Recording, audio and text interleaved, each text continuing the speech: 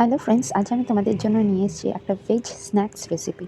তার জন্য আমি এখানে পাউরুটি নিয়েছি এবং তার ধারগুলো কেটে নিয়েছি। তারপর অল্প জল ছিটিয়ে সেগুলোকে পাতলা পাতলা করে বেলে নিয়েছি।